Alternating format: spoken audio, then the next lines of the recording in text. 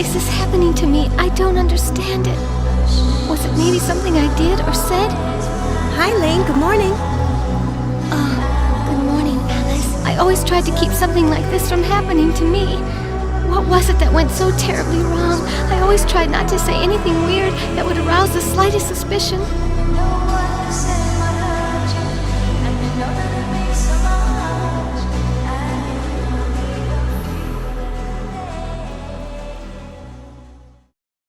Before I discuss the specificities of Lain's suspected autism, I want to go over what neurodiversity entails. Only briefly, though, because something tells me if you clicked on this video, you're already familiar with the concept.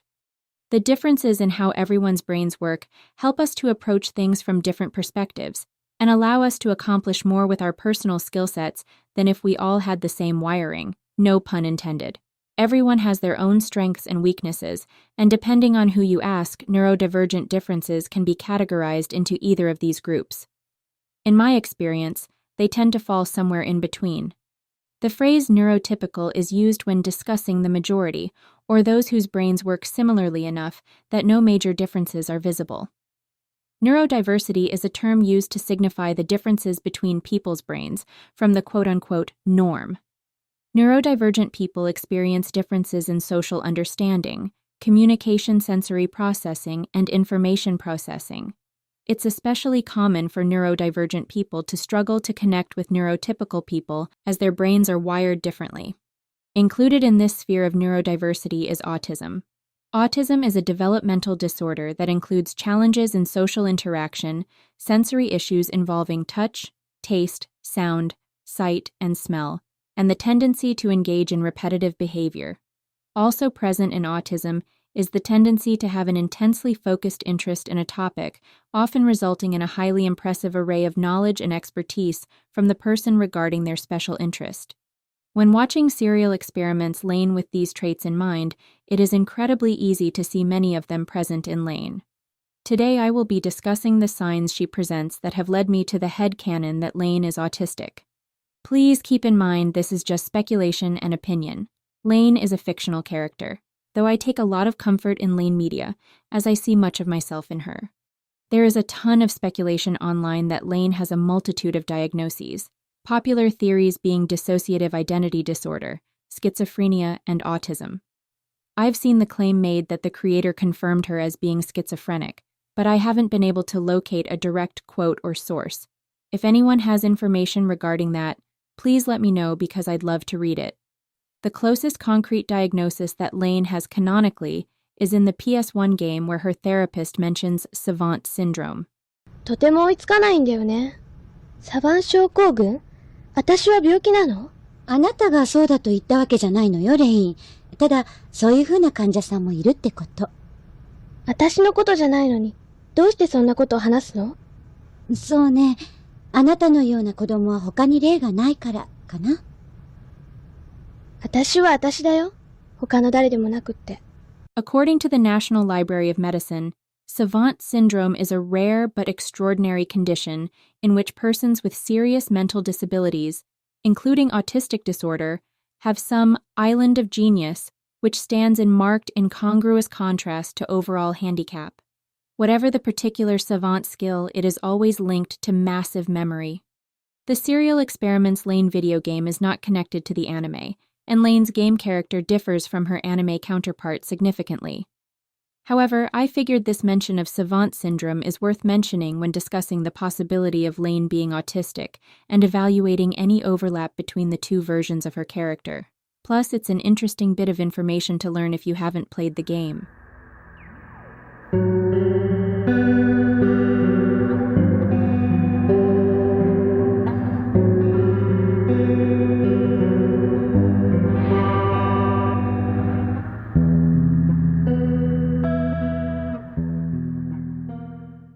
A common autistic trait is poor or unusual eye contact, as well as absent facial expression. Lain presents both of these characteristics. She tends to either look away when people speak to her or makes very intense eye contact. Almost always paired with this is a distant, faraway look on her face, as if she is somewhere else. In addition to these expressions, Lain also exhibits an abnormal tone when speaking. In the English dub of the anime, Lain's voice is very flat and often lacks emotion. Like that? What are you girls talking about? She's still playing innocent, I guess. I really don't understand. You mean to say that you honestly didn't do it, Lane? Do what? Even when Lain expresses emotions such as anxiety or fear, her tone remains at relatively the same level. What are you asking me? Of course, certainly. How about your father's birthday? Can you tell me when that is? Well, sure. Dad's birthday. Worth noting, though, is the physical reaction stress ignites in Lain. We see her shaking on multiple occasions, other times she's wrought with uncontrollable tears. I'm most familiar with the anime's English dub and have not watched the entirety of the show with its original Japanese audio, but from what I have seen of it, Lain's tone continues to be flat in both languages, leading me to believe it was not a stylistic choice of the voice actor, but rather an essential trait built into her character. I am me. I'm the only me, right? And there isn't any other me but me. Isn't that right? 私は私だよね。私以外の私なんていないよね。Lain doesn't speak much, but when she does, she tends to be very quiet, with her responses often delayed. In some cases, she fails to respond or has a delayed reaction to her name. Lane. So, did you get one too? Get what? She also struggles with foreign concepts and words, often repeating them back to herself without grasping the full knowledge of what they entail. The email. Email? She got that awful email from Chisa. Oh, can't you put two and two together? Chisa? Additionally, Lain expresses frequent confusion when conversing with her classmates. It is difficult for Lain to start conversations or keep them going. On the rare occasion that she initiates conversation, it is usually to further her knowledge on her special interest, computers. And even then, other characters tend to take over and lead conversation, leaving Lain safe to ask questions, though she is still put on the spot at times. Oh, thank you. Hold it! Information isn't free here, you know. It doesn't matter if you're in the real world or the wired. How much should we charge, Tato? How much? Oh, well. You're Lain, aren't you? When we see her converse with her classmates, neurotypical girls, Reika and Julie, Lain usually is not the one initiating conversation between them. In fact, Reika and Julie seem to think Lain is weird and often only talk to her when their mutual friend Alice is there to lead conversation. Alice appears to be Lain's only true friend, someone who genuinely looks out for her and wants to include her. Let us see! Let us see! Come on, don't be a baby. Let me see it! Stop that, Reika. Come on, give it back to her. She expresses confusion at Lain's self-isolation, but she does so in a caring and respectful manner. Are you okay? Huh? Why do you ask? Lately, it seems you've been slipping away again. I guess we wanted to make an effort to include you in on everything we do. We wanted to take you out and make you happy somehow. That's all we were trying to do. Of course, if we've been a nuisance and you'd rather we didn't call you, I apologize. This revelation shocks Lain, who never realized her behavior could be misunderstood by Alice. No, that's not it. I was having fun. I've had a really great time. This way of thinking is also in line with autism, as autistic individuals can be unaware of others' feelings. Lain appears to struggle with cognitive empathy. When Alice breaks down crying, Lain is confused as to why she is hurt and struggles to comfort her. It is common for autistic individuals to resist physical touch and prefer to spend time alone, retreating into their own world. Lain doesn't seem to detest physical touch, but she does express confusion when she is not the one who initiates it. However, this could be due in part to her misunderstanding of social cues. Lain spends much of her time online. There are rare instances where she is invited out to social events by Alice, but she always seems more at home in her room or in the wired.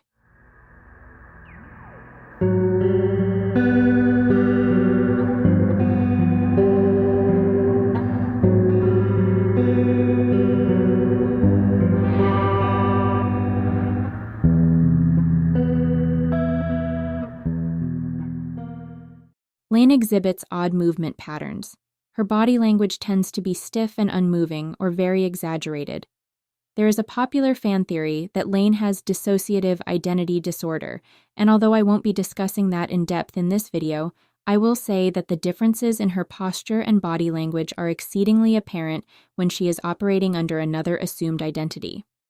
Focusing on the theory that she is autistic, I've also seen many people theorize that this distinction is not due to DID but rather compartmentalization, with the compartmentalization being the explanation for her wired self versus her real-life self. I'm not as familiar with DID, but of course it is entirely possible that Lain has both DID and autism. I'd love to hear anyone with personal experiences' thoughts on the theory. Performing activities that have the potential to cause harm to oneself is also a trait present in autism. Lain finds herself in many situations where harm could come to her, but where this symptom is most apparent is in the PS1 game, where we actually see her self-harming as well as tragically taking her own life at the end of the game. During scenes where Lain is hurt, she doesn't really react. She seems almost indifferent to the pain. Unusually low or unusually high pain tolerances can both be prevalent in those with autism. Lain appears to have the latter. Lain has sensory issues. Throughout the series, there are sounds of murmuring power lines, undoubtedly to add to the show's ambience, but I also suspect they're meant to indicate Lain's sensitivity to noise. Her auditory sensory issues are evident almost immediately in the anime, when she is taking the train to school and expresses intense discomfort at the level of noise on the train. It's so noisy. Can you just shut up?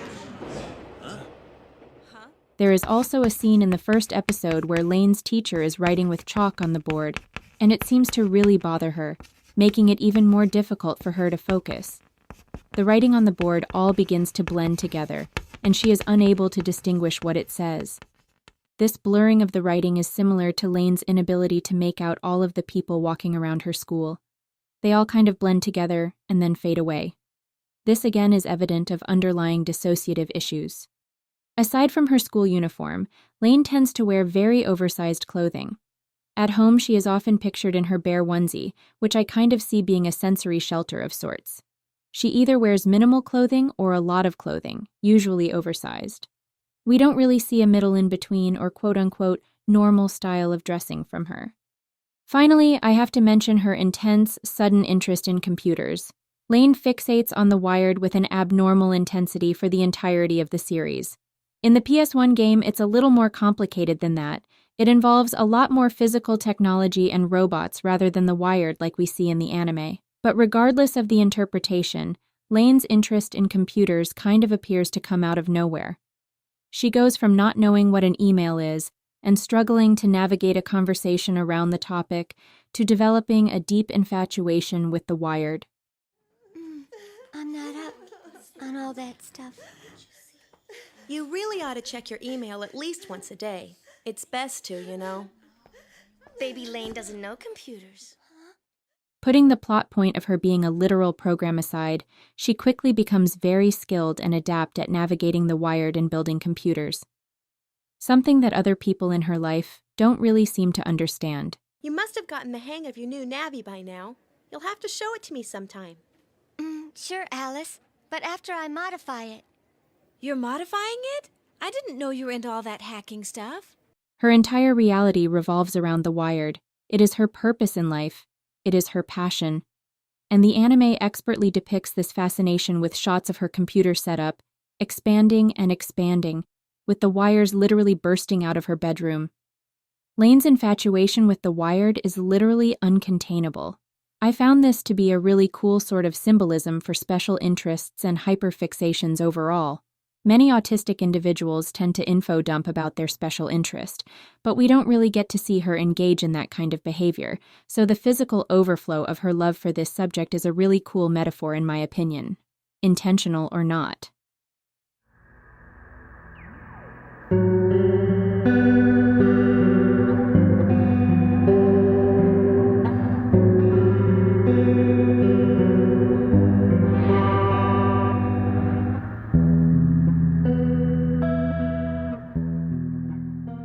I want to be very careful with how I talk about masking here because of how likely it is that Lain does have DID.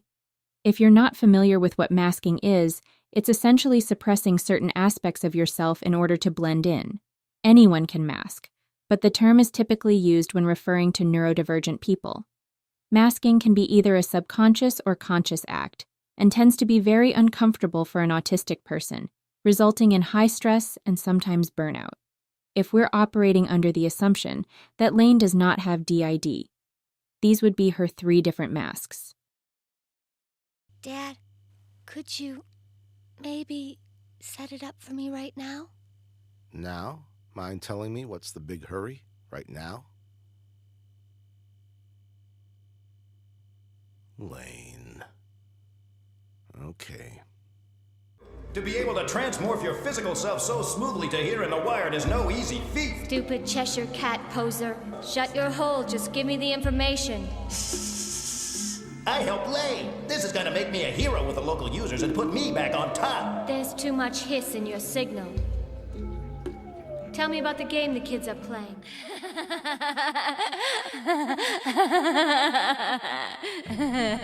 Who are you? You're not me. There's just no way.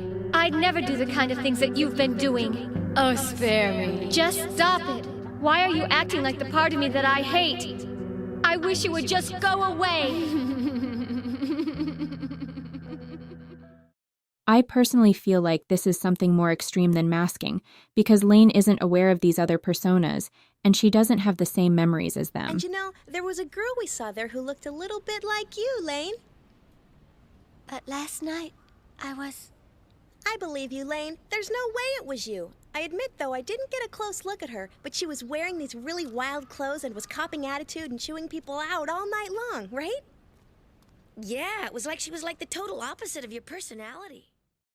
Again, you could argue that this is compartmentalization, but that would be an incredibly extreme form of it. To me, the best examples of masking from Lain are not these intense personality shifts, but rather instances where she is hanging out with her classmates. Towards the beginning of the series, she doesn't seem to be masking, but as she goes out with friends more, she learns to. Everyone senses this shift in Lain. Reika and Julie seem to like her better, but Alice seems worried about her, concerned she is not acting like herself.